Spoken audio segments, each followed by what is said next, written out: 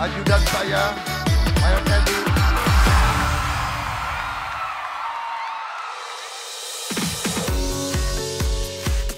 Jika ada sosok selain capres-cawapres yang menjadi sorotan saat kampanye ataupun pasca pemilu, Mayor Teddy bisa jadi salah satu yang paling menonjol. Ya, pria bernama lengkap Teddy Indrawijaya ini seringkali menggegerkan jagat media sosial dan menuai komentar terutama dari kaum hawa. Dari menyatakan kekaguman akan kesiapsiagaan Teddy sampai cuitan unik lainnya. Bahkan di kampanye terakhir paslon Prabowo dan Gibran, sosok berusia 34 tahun ini sempat menjadi trending topik dengan kesigapannya menggendong seorang perempuan yang terlihat pingsan di podium. Sebenarnya, apa sebenarnya tugas ajudan dan bagaimana mereka bisa dipilih mendampingi para capres ataupun presiden? Orangnya gagah sih. Terus karena jadi ajudannya Pak Prabowo, jadi kayak makin dilihat sama masyarakat kan, jadi kayak siapa ya kok mukanya sama penampilannya itu buat cewek-cewek mungkin kayak wah weh gitu kan. Menurut saya sih Mayor Teddy itu tegas ya, tapi di sisi lain lucu, terus manis, jadi mungkin banyak orang yang suka sama dia. Merujuk dari berbagai sumber, setelah lulus dari Akademi Militer tahun 2011, Teddy sendiri sempat menjadi asisten ajudan presiden pada periode 2014 sampai 2019. Dalam sebuah video yang diunggah kanal Presiden Joko Widodo, memperlihatkan sebuah testimoni Teddy yang masih berpangkat Letnan 1 tentang aktivitas keseharian Jokowi. Seusai bertugas menjadi asisten ajudan Presiden Jokowi, pria kelahiran Manado ini melanjutkan pendidikan militernya di Amerika Serikat, tepatnya di US Army Infantry School di Fort Benning. Menjalani program sekolah pasukan paling elit di Angkatan Darat Negeri Paman Sam, yaitu Ranger School, anak dari pasangan Kolonel Giono dan Mayor Patris Rumbayan ini berhasil mengukir namanya sebagai prajurit TNI asal Indonesia yang berhasil meraih Tab Ranger atau telah berkualifikasi Ranger. Tidak hanya itu saja, Teddy yang masih berpangkat kapten juga dianugerahi Komandan List Award yang hanya bisa dicapai oleh 20 siswa teratas. Sempat bertugas di Kopassus, Mayor Teddy lalu ditugaskan menjadi ajudan Menteri Pertahanan Prabowo Subianto pada tahun 2020. Kehadirannya sering terlihat mendampingi Prabowo dalam acara-acara penting. Seiring dengan pencalonan Prabowo dalam kontestasi Pilpres, sosok Mayor Teddy juga semakin tersorot. Fenomena Mayor Teddy juga mengingatkan kita pada viralnya salah satu ajudan presiden yang disebut-sebut mirip dengan artis pop Korea.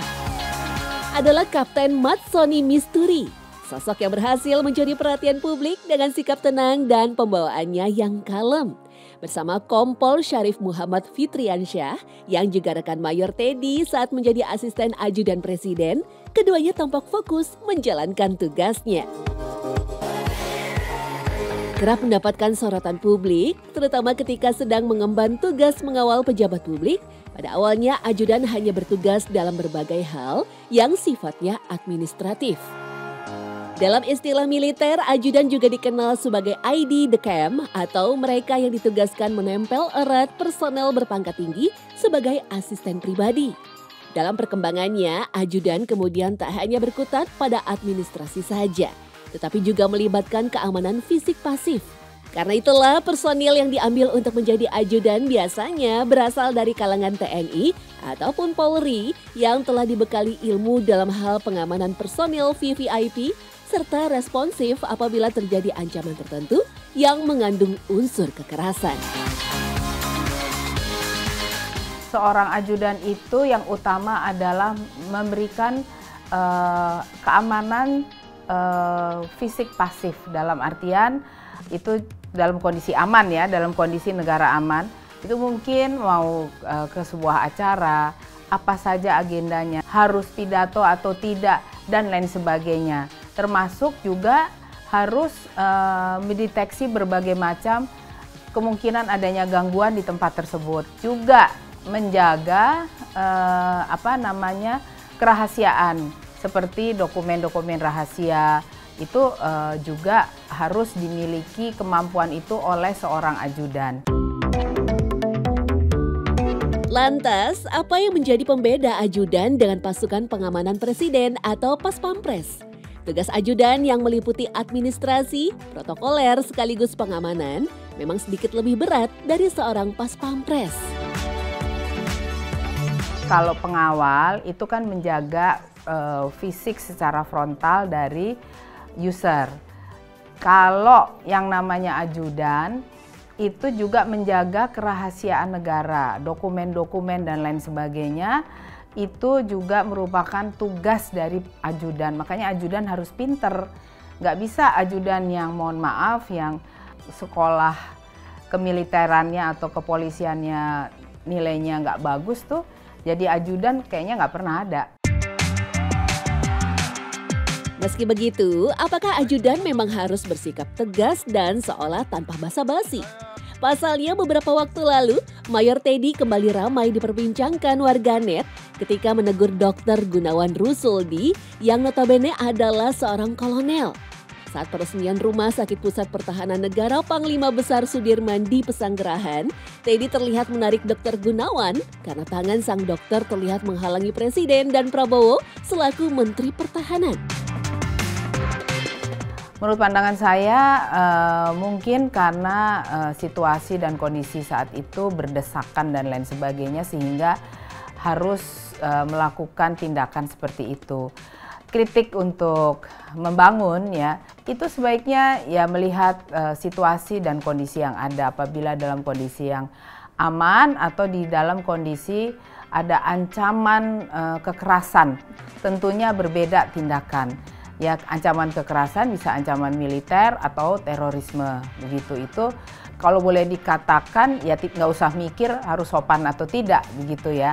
Tetapi dalam keseharian, dalam kondisi-kondisi menghadiri sebuah undangan, menurut pandangan saya ya harus lebih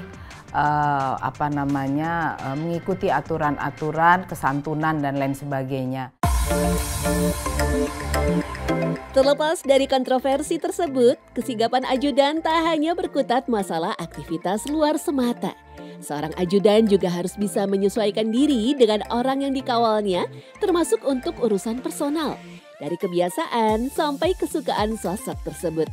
Karena itulah, seorang ajudan bisa memiliki kedekatan emosional dengan sosok yang dikawalnya. Saya melihatnya begini, seorang presiden akhirnya merasakan bahwa ada persahabatan atau hubungan bapak anak dengan ajudannya. Kadangkala ada hal-hal yang di luar tupoksinya untuk hal yang sifatnya manusiawi lah. Ajudan lagi bertugas lalu diajak oleh presidennya untuk makan mie bikinannya. Atau misalnya presidennya seorang wanita seperti Ibu Megawati yang senang bunga. Para ajudan ini berpangkat kolonel atau kombes ya, mau tidak mau juga harus memahami kesukaan dari usernya tersebut. Uniknya, beberapa pejabat tinggi negara justru mengawali karir dari menjadi ajudan. Di masa Orde Baru, kita mengenal Tri Sutrisno. Wakil Presiden pada periode tahun 93 sampai 98 ini melesat karirnya setelah menjadi ajudan Soeharto pada pertengahan 70-an. Wiranto yang merupakan Ketua Dewan Pertimbangan Presiden juga menjadi ajudan Soeharto di akhir tahun 80-an. Hanya dalam waktu 4 tahun, pangkat Wiranto naik dari kolonel menjadi jenderal.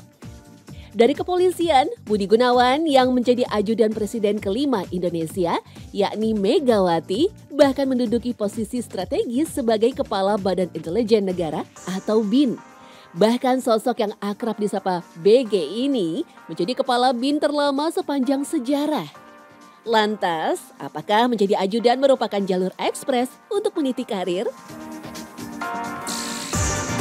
Mereka itu ada di lingkungan kekuasaan. Ada yang juga pandai meraih jabatan yang bagus karena memanfaatkan lingkungan kekuasaan. Ada juga yang nasibnya tidak sebaik itu ya.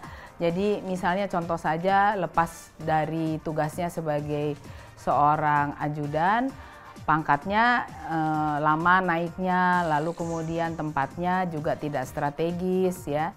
Sebenarnya tidak bisa digeneralisir ya, bahwa mantan ajudan tuh pasti karirnya bagus dan lain sebagainya.